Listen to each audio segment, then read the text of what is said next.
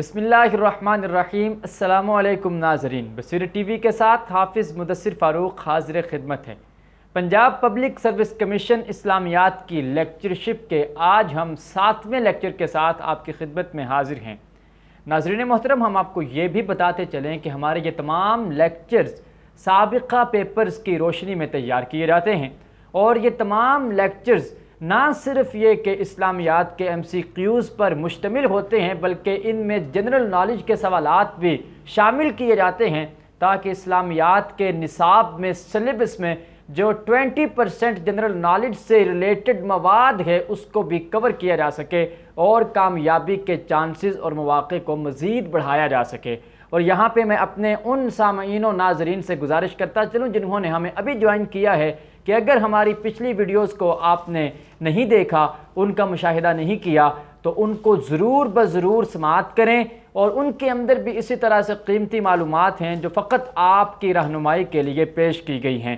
تو آج کے 7ویں لیکچر کا آغاز کرتے ہیں اپنے پہلے سوال کے ساتھ۔ اوورآل یہ ہمارا 301 نمبر سوال ہے اور آج کے لیکچر کا پہلا سوال ہے۔ تو چلتے ہیں سکرین کی جانب، جہاں آپ ہمارے سوالات کو جوابات کے ساتھ دیکھ بھی سکیں گے اور ان کا مشاہدہ بھی کر سکیں گے اور ان سے مستفید بھی ہو سکیں گے۔ تو آج کا ہمارا پہلا سوال ہے، متفق علیہ کون سی روایت ہوتی ہے؟ متفق علیہ وہ روایت ہوتی ہے جو بخاری اور مسلم دونوں کتابوں میں موجود ہو، یعنی ایسی روایت جو صحیح بخاری اور صحیح مسلم ان دونوں کتابوں میں موجود ہو، اس روایت کو کہتے ہیں متفق علیہ۔ اگلا سوال ہے، ان الحکم الا للہ، یہ آیت کریمہ کس فرقہ کا نعرہ تھا؟ یہ آیت فرقہ خارج کا نعرہ تھا جب انہوں نے حضرت علی رضی اللہ تعالی عنہ اور دیگر مسلمانوں کے ائمہ کے خلاف اعلان جنگ کیا، تو اسی آیت کو بنیاد بنا کے کیا تھا۔ ہمارا اگلا سوال ہے کہ قرآن مخلوق ہے، یہ کس اسلامی فرقہ کا اہم عقیدہ تھا؟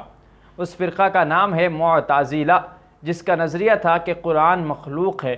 اور قرآن مخلوق ہے کے حوالے سے سم ٹائم یوں بھی سوال پوچھا جاتا ہے کہ امام احمد بن حنبل رحمۃ اللہ تعالی علیہ، جو ائمہ فقہ میں سے ایک امام ہیں، ان کو کس بنا پر سزا دی گئی، کس وجہ سے کوڑے مارے گئے؟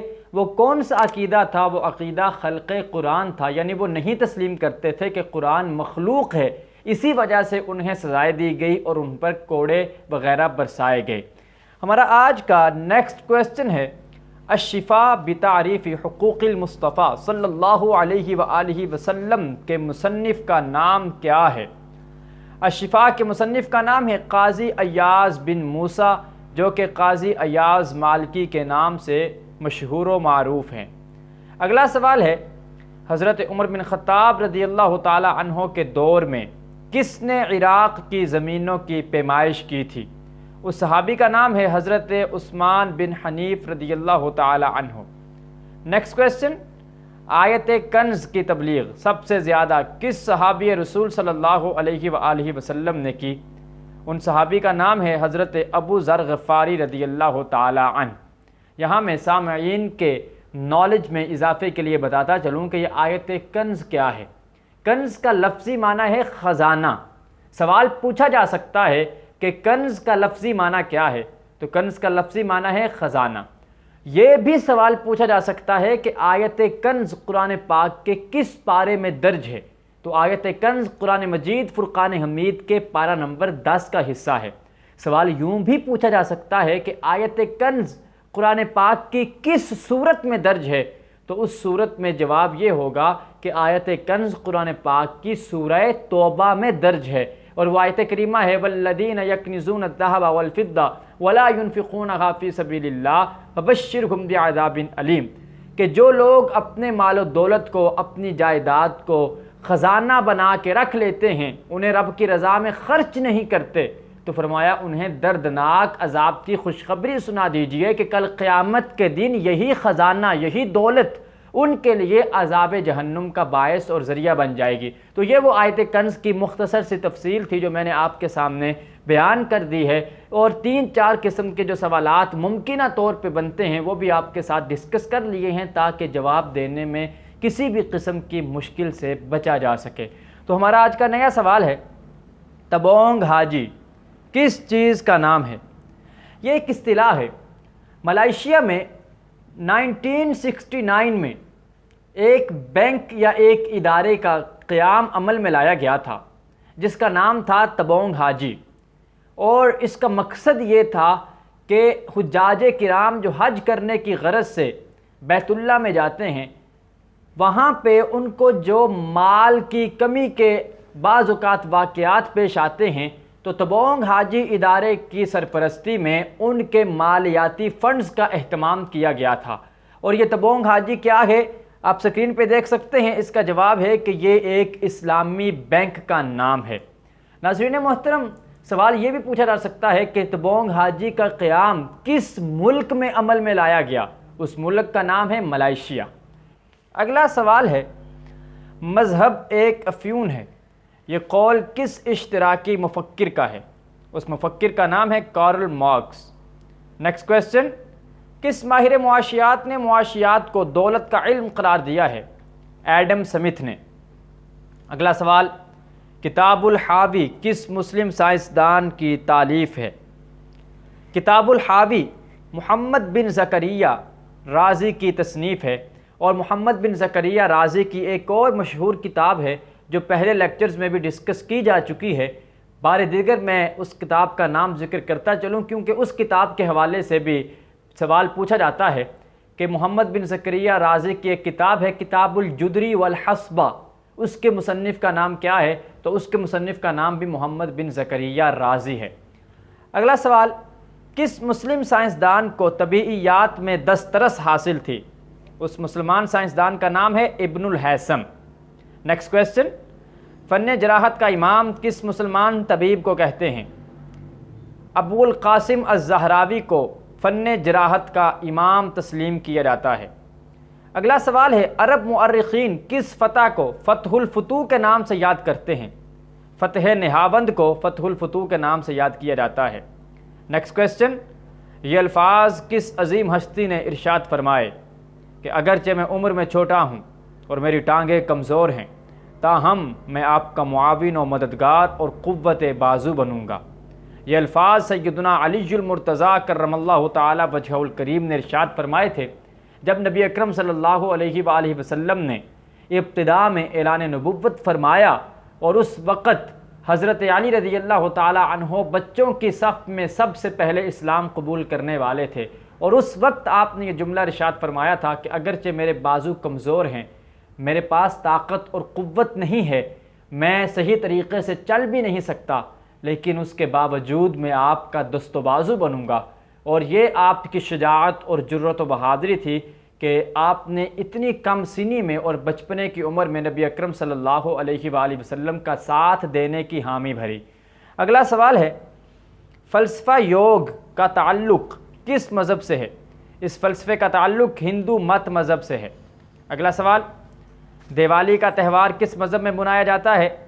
بہت ہی آسان اور مشہور سوال ہے، اس مذہب کا نام ہے ہندو مت۔ نیکسٹ کویسچن، گیا کس مذہب کا مقدس مقام ہے؟ گیا بدھ مت مذہب کا مقدس مقام ہے، اور یہ ایک مقدس مقام ہے، ایک سٹی ہے جو کہ ہندوستان میں واقع ہے جس کا نام گیا ہے، اور بدھ مت کے لوگوں کے لیے یہ مقدس مقام ہے۔ جس طرح کے ہر ایک فرقے کے لیے، ہر ایک مذہب کے لیے کچھ نہ کچھ مخصوص مقامات اور مقدس مقامات ہوتے ہیں، جیسے بیت المقدس بھی ہمارے لیے مقدس مقام ہے، بیت اللہ خانہ کعبہ مقدس مقام ہے، اسی طرح سے جو بدھ مت کا مذہب ہے ان کے نزدیک مقدس مقام، مقدس جگہ وہ گیا نامی ہے۔ اگلا سوال، صحیحین کہتے ہیں، یعنی صحیحین سے کیا مراد ہے؟ بخاری و مسلم۔ صحیح بخاری اور صحیح مسلم کو صحیحین کہا جاتا ہے۔ اگلا سوال، ید بیضا اور عصا کا معجزہ کن پیغمبر کو عطا کیا گیا؟ یہ دو معجزے حضرت موسیٰ کلیم اللہ علیہ السلام کو عطا کیے گئے۔ نیکسٹ کویسچن، انجیل کے مطابق حضرت عیسیٰ علیہ السلام کے حواریوں کی تعداد تھی؟ انجیل کے مطابق حضرت عیسیٰ علیہ السلام کے حواریوں کی تعداد 12 تھی۔ نیکسٹ کویسچن، دوسری ہجرت حبشہ کب منعقد ہوئی؟ دوسری ہجرت حبشہ نبوت کے 6 برس منعقد ہوئی۔ اگلا سوال، نجاشی کے دربار میں تقریر کی تھی، یعنی کس کو تقریر کرنے کا شرف حاصل ہوا تھا؟ اس شخصیت کا نام ہے حضرت جعفر بن ابی طالب رضی اللہ تعالی عنہ۔ نیکسٹ کویسچن، ام المؤمنین حضرت خدیجہ رضی اللہ تعالی عنہ کی وفات کے سال کو کس نام سے یاد کیا جاتا ہے؟ آپ کی وفات کے سال کو عام الحزن کہا جاتا ہے۔ عام کا لفظی مطلب ہے سال، حزن کہتے ہیں غم کو، یعنی غم کا سال کہا جاتا ہے اس سال کو جس سال حضرت خدیجہ رضی اللہ تعالی عنہا کا انتقال ہوا تھا۔ اور اسی طرح سے حضرت ابو طالب کا جس سال انتقال ہوا اسے بھی عام الحزن کہا جاتا ہے۔ دراصل ان دونوں شخصیات کا انتقال ایک ہی سال میں ہوا تھا اور ان کے انتقال کی وجہ سے اس سال کو عام الحزن یعنی غم کا سال قرار دیا گیا۔ اگلا سوال ہے، بیعت عقبہ اولیٰ منعقد ہوئی، یہ بیعت 11 نبوی میں منعقد ہوئی تھی۔ نیکسٹ کویسچن، رسول اکرم صلی اللہ علیہ وآلہ وسلم نے غزوہ احد میں پہاڑ کی چوٹی پر کن کی سرکردگی میں 50 تیر اندازوں کا دستہ متعین کیا تھا؟ ان کا نام ہے حضرت عبداللہ بن جبیر رضی اللہ تعالی عنہ۔ نیکسٹ کویسچن، حضرت ابوبکر صدیق رضی اللہ عنہ حبشہ کی طرف روانہ ہوئے تو راستے میں آپ کی ملاقات کس کافر سے ہوئی اور اس نے آپ کو واپس مکہ جانے کا مشورہ دیا؟ اس کا نام تھا ابن الدغنہ۔ ابن الدغنہ کے نام سے مشہور ہیں، اصل نام مالک ہے۔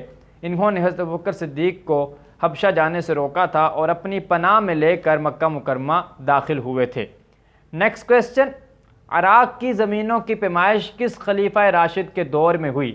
حضرت عمر فاروق رضی اللہ تعالی عنہ کے دور میں۔ اگلا سوال ہے، فقہاء کا اس بات پر اتفاق ہے کہ حق مہر کا تعلق صحت نکاح کی شرائط سے ہے، یعنی اگر حق مہر ادا نہ کیا جائے تو اس صورت میں نکاح صحیح نہیں ہوتا۔ ابتدائی طور پہ نکاح ہو تو جاتا ہے لیکن بعد میں فساد لاحق ہو جاتا ہے، تو صحت نکاح کی جو شرائط ہیں ان میں سے ایک شرط حق مہر کی ادائیگی بھی ہے۔ اگلا سوال، شمس الائمہ کس فقیہ کا لقب ہے؟ شمس الائمہ امام سرخسی کا لقب ہے جن کا پورا نام ابو بکر محمد بن ابی سہل ہے، اور امام سرخسی کے نام سے آپ کو شہرت حاصل ہے۔ آپ کی ایک بہت مشہور کتاب ہے فقہ کے موضوع پر، فن فقہ کے حوالے سے، جس کے حوالے سے اکثر سوال پوچھا جاتا ہے، اس کتاب کا نام ہے المبسوط۔ سوال پوچھا جاتا ہے کہ المبسوط کس کی تصنیف ہے؟ تو امام سرخسی کی تصنیف ہے، اور امام سرخسی کی فن فقہ کے موضوع پر سب سے مشہور اور مسند کتاب کا نام کیا ہے؟ اس کتاب کا نام بھی المبسوط ہے۔ اگلا سوال ہے، مرد عورت کو طلاق دیتا ہے، بتائیے عورت مرد سے علیحدہ ہونا چاہے تو وہ کیا کرے گی؟ شریعت اسلامیہ کی روح سے عورت اس صورت میں خلا لے گی۔ اگلا سوال، کس امام نے یہ کہا کہ جو شخص استحسان سے کام لیتا ہے وہ خود شریعت بناتا ہے؟ یہ قول امام شافعی رحمۃ اللہ علیہ کا ہے جن کا پورا نام محمد بن ادریس ہے۔ اگلا سوال، زمانہ جاہلیت میں کس مخیر شخص نے ایک کثیر رقم خرچ کر کے 200 لڑکیوں کو زندہ دفن ہونے سے بچا لیا تھا؟ اس شخصیت کا نام ہے حضرت صعصع بن ناجیہ رضی اللہ تعالی عنہ۔ آپ ایسے صحابی تھے، آپ کو اللہ تعالیٰ نے یہ شرف بخشا کہ زمانہ جاہلیت میں جب لڑکیوں کو، بچیوں کو زندہ درگور کیا جاتا تھا کہ یہ دولت خرچ کرتے تھے، یعنی جب کوئی باپ اپنی بیٹی کو یا کوئی رشتہ دار کسی لڑکی کو دفن کرنے لگتا یہ فوراً اس کے پاس پہنچ جاتے اور اسے کہتے مجھ سے جتنی دولت کہتے ہو لے لو لیکن اس بچی کو دفن نہ کرو۔ اور وہ شخصیت یہ صرف ان کا ایک صحرا ہے، ان کا ایک مقام ہے کہ انہوں نے زمانہ جاہلیت میں 200 لڑکیوں کو زندہ دفن ہونے سے بچایا تھا، اور ان کی شخصیت حضرت صعصع بن ناجیہ رضی اللہ تعالی عنہ کی شخصیت ہے۔ اگلا سوال، غار حرا میں حضور اکرم صلی اللہ علیہ وآلہ وسلم عبادت یعنی کائنات پہ غور و فکر فرماتے تھے، دینی ادب میں اس کے لیے کیا اصطلاح استعمال ہوئی ہے؟ اس اصطلاح کا نام ہے تحنس۔ نبی اکرم صلی اللہ علیہ وآلہ وسلم غار حرا میں گوشۂ تنہائی میں بیٹھ کر خلوت اختیار فرما کر کائنات میں غور و فکر فرمایا کرتے تھے، اور اس کے لیے حدیث پاک میں جو اصطلاح استعمال ہوئی ہے اس کا نام ہے تحنس۔ تحنس کا لفظی معنی کیا ہے؟ تحنس کا لفظی معنی یہ ہے ترک الاسم، کہ انسان اپنے گناہ کو ترک کر دے، تعبدہ، اور انسان عبادت میں مشغول اور مصروف ہو جائے، اور انسان دنیا اور دنیا کے اسباب کے بارے میں غور و فکر کرنا شروع ہو جائے۔ انہماک اور توجہ کا نام تحنس ہے، یعنی دنیا سے کٹ آف ہو کر بالکل اپنے خالق کی طرف متوجہ ہو جانا، منہمک ہو جانا، یہ تحنس کی اصطلاح ہے جو حدیث پاک میں استعمال ہوئی ہے۔ اگلا سوال، حجر اسود کی تنصیب کا معاملہ نپٹاتے وقت آپ صلی اللہ علیہ وآلہ وسلم کی عمر مبارک تھی۔ اس وقت آپ کی عمر مبارک 35 سال تھی۔ نیکسٹ کویسچن، صاحبین سے کیا مراد ہے؟ صاحبین سے مراد امام ابو یوسف اور امام محمد ہے۔ ناظرین محترم، صاحب کا لفظی معنی ہے دوست، ساتھی، صاحبین دو دوست۔ امام ابو حنیفہ رحمۃ اللہ تعالیٰ علیہ کے دو عظیم اور جلیل القدر شاگردوں کے لیے صاحبین کا لفظ فقہ اسلامی میں استعمال کیا جاتا ہے۔ جہاں بھی صاحبین کا لفظ ہو اس سے مراد امام ابو یوسف اور امام محمد کی ذات گرامی ہوا کرتی ہے۔ اگلا سوال، اگر کوئی مصنف کسی کتاب کی احادیث کو کتاب کے جامع اور مؤلف کے علاوہ اپنی سند سے روایت کرے اور اس کی سند مؤلف کتاب کے شیخ کے ساتھ یا اس سے اوپر جا کر مل جائے تو اس کو کیا کہتے ہیں؟ ایسی کتاب کو یا ایسی سند کو مستخرج کہتے ہیں۔ اگلا سوال، شیخین سے کیا مراد ہے؟ شیخین سے مراد امام بخاری اور امام مسلم کی ذات ہے۔ یہاں پہ ایک وضاحت مطلوب ہے کہ شیخین اگر فن حدیث کے بارے میں پوچھا جائے تو فن حدیث میں شیخین سے مراد امام بخاری اور امام مسلم ہیں، لیکن اگر فن فقہ کے بارے میں سوال پوچھا جائے تو اس فن فقہ میں شیخین سے مراد امام ابو یوسف اور امام ابو حنیفہ رحمۃ اللہ علیہ ہیں۔ صاحبین سے مراد امام محمد اور امام ابو یوسف، جبکہ شیخین سے مراد فن فقہ میں امام ابو یوسف اور امام ابو حنیفہ ہیں، اور فن حدیث میں امام بخاری اور امام مسلم رحمۃ اللہ تعالی علیہما ہیں۔ اگلا سوال، معالم السنن حدیث کی کس کتاب کی شرح ہے؟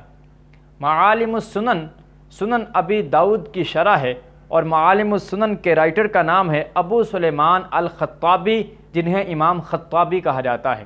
اگلا سوال، حدیث نبوی کے مطابق کس شخص کو قیامت کے دن 7 زمینوں کا طوق پہنایا جائے گا؟ ایسا شخص جو ظلم سے کسی کی زمین پر قبضہ کرے، اس شخص کے بارے میں فرمایا گیا ہے کہ 7 زمینوں کا طوق اسے پہنایا جائے گا۔ اگلا سوال، رسول اکرم صلی اللہ علیہ وآلہ وسلم نے دنیا کی سب سے بہتر متاع کس کو قرار دیا ہے؟ آپ نے سب سے بہتر متاع نیک عورت کو قرار دیا ہے۔ اگلا سوال، عورت غیر مشروط طور پر قاضی بن سکتی ہے، یہ کس فقیہ کی رائے ہے؟ اس فقیہ کا نام ہے امام محمد بن جریر طبری۔ اگلا سوال، مسجد اقصی کے معمار کون سے نبی تھے؟ حضرت سلیمان علیہ السلام۔ نیکسٹ کویسچن، الصلاۃ الوسطیٰ یعنی درمیان والی نماز سے مراد کون سی نماز ہے؟ اس سے مراد نماز عصر ہے۔ نیکسٹ کویسچن، قرآن حکیم کی وہ کون سی صورت ہے جسے گھر میں پڑھا جائے تو اس گھر سے شیطان بھاگ جاتا ہے؟ اس صورت کا نام ہے سورہ بقرہ۔ نیکسٹ کویسچن، وہ کون سے 2 گناہ ہیں جن کا ارتکاب دنیائے انسانیت میں سب سے پہلے کیا گیا؟ دنیائے انسانیت میں سب سے پہلے کیے جانے والے 2 گناہ حسد اور تکبر تھے۔ حسد حضرت آدم علیہ السلام کے بیٹوں نے کیا، اور تکبر شیطان یعنی ابلیس نے کیا۔ اگلا سوال، کاشتکاروں سے جو شرعی ٹیکس وصول کیا جاتا ہے اسے کیا کہتے ہیں؟ وہ ٹیکس جو ذمہ دار حضرات سے وصول کیا جاتا ہے اسے اصطلاح میں عشر کہتے ہیں۔ اگلا سوال، الحدید کے معنی کیا ہیں؟ الحدید کے معنی لوہا کے ہیں، اور الحدید قرآن پاک کی سورت کا نام ہے جو کہ 27ویں پارے کی سب سے آخری سورت ہے۔ سم ٹائم سوال یہ بھی پوچھا جاتا ہے قرآن پاک کی وہ کون سی صورت ہے جس کا نام دھات پر ہے؟ لوہا کیونکہ ایک دھات ہے، لہٰذا وہ صورت الحدید ہی ہے جس کا نام ایک دھات پر ہے۔ اگلا سوال، الحجرات کے معنی ہے۔ الحجرات کے معنی ہیں کمرے۔ حجرتن کی جمع ہے الحجرات، حجرتن کا معنی کمرہ، حجرات کا معنی کمرے، اور سورۃ الحجرات قرآن پاک کے 26ویں پارے کی ایک سورت ہے۔ اگلا سوال ہے، وراثت کے علم کو فقہی اصطلاح میں کہا جاتا ہے۔ وراثت کے علم کو فقہی اصطلاح میں علم الفرائض کا نام دیا جاتا ہے۔ ہمارے آج کی اس نشست کا، اس سیشن کا آخری سوال ہے، نظریہ قدر زائد کس نے پیش کیا؟ یہ نظریہ پیش کرنے والے ماہر معیشت کا نام کارل مارکس ہے۔